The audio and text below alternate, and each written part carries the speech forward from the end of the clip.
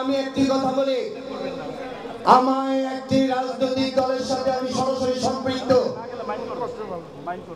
আমি এই সম্পৃক্ততা থাকার কারণে আগামীতে আমাদের 300 আসনের ভোট, এই ভোটের কারণে আমাকে প্রত্যন্ত অঞ্চলে চলে যেতে হবে, পিরিজপুর একে চলে যেতে হবে। আমি এমন কোন রাজনীতি করব না, এমন কোন সামাজিকতা করব না যার কোনো আমার রাজনীতি ক্ষতি হয়, আমার সামাজিকতার ক্ষতি হয়। আমি একটি নিয়ে থাকতে চাই, আমি রাজনীতিতে থাকতে চাই। সামাজিকতা আপনাদের উপর দিয়ে গেলাম। এই 6 নম্বর সেক্টরের ভালোবাসা থেকে আমি পলাশ ঘোষণা করছি। আমার আহ্বায়কের পরিবর্তে আমার এক ভাই কুমিল্লা যুবদল করতেন এবং এই বশির কর্তৃক নির্যাতিত হয়েছে, মামলা খেয়েছে, সেই সময় কেউ প্রতিবাদ করতে পারেনি। আজকে আমি এই সবাই আপনাদেরকে সাক্ষী রেখে বলতে চাই, আগামী রাজনীতিতে এই 6 নম্বর সেক্টরে প্রতিবাদকে আহ্বায়ক হিসাবে দিয়ে গেলাম। আমি তার পিছনে আছি, আপনারা ইনশাল্লাহ তার পিছনে থাকবেন। আপনারা থাকবেন তো ইনশাল্লাহ। প্রতিবাদ আহ্বায়ক হিসাবে 6 নম্বর সেক্টরের আগামী দিনে ভোটের রাজনীতিতে সুন্দর একটি বাস্তবায়ন দিয়ে যাবেন, সেটা চাই। আমার জন্য দোয়া করবেন, আমার নেত্রীর জন্য দোয়া করবেন। মহান রব্বুল আলামিন তাকে যেন অতি সুস্থ করে বাংলাদেশে নিয়ে আসে এবং আগামীর রাষ্ট্রনায়ক তারেক রহমান আগামীর বাংলাদেশে এসে বাংলাদেশকে একটি সুস্থ রাষ্ট্র হিসাবে প্রতিষ্ঠিত করবে, এই আশাবাদ ব্যক্ত রেখে আপনাদের কাছ থেকে বিদায় নিচ্ছি।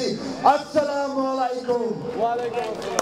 আপনারা দিয়ে থাকেন সেবামূলক প্রতিষ্ঠান, এক কথায়।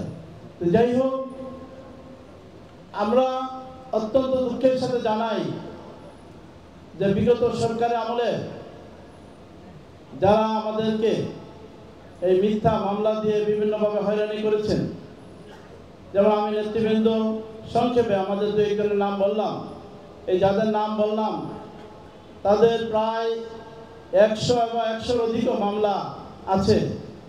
তো যাই হোক, এই বিগত দিনে যারা আমাদেরকে নির্যাতন করেছে, যারা আমাদেরকে জেল খাটিয়েছেন, আওয়ামী লীগের দোসররা, বিশেষ করে বশির গং যারা আছিল এই সেক্টরের, যারা এই সেক্টরের এই কল্যাণ সমিতিকে কলঙ্কিত করেছে, তারা বিভিন্নভাবে, শুধু সেক্টরবাসীও না, আমরা যারা রাজনীতি করি আমাদেরকে বিভিন্নভাবে হেনস্থা করেছে। তাই বলতে চাই, এই বিগত ছাত্র আন্দোলনে এই খুনি যারা ছিলেন, এই বশির গং বা আওয়ামী লীগের প্রেতাত্মা যারা আছে, তারা যেন ভাই কমিটিতে কোনোভাবে স্থান না পায়। এটা অত্যন্ত কষ্টদায়ক। এরকম যদি হয়, আমরা জানি এখানে আওয়ামী লীগ কারা করে। এই স্টেজে বা এই অনুষ্ঠানও আওয়ামী লীগের কি বলে কমিটিতে ছিল, এরকম লোক আছে। আমার কথা হলো, যারা এই খুনি হাসিনা দল এবং যারা খুনি হাসিনা প্রেতাত্মা যারা আছে, তাদেরকে ভাই কমিটিতে রাখবেন না। এটা আমাদের মহানগর নেতৃবৃন্দ বারবার আমাকে বিভিন্নভাবে বলেছেন, আমি বিভিন্ন সময় কথা বলেছি।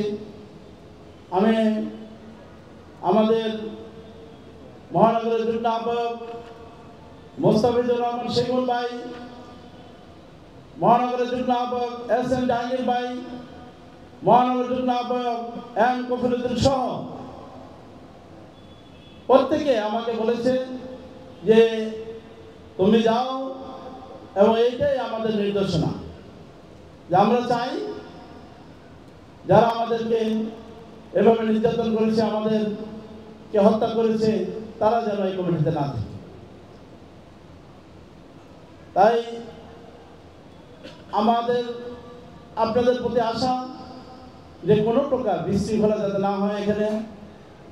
আমি এখন মেহমান হিসাবে আসছি, এখানে আমাদের নেতৃবৃন্দ যারা আসছে আমরা মেহমান হিসেবে আসছি।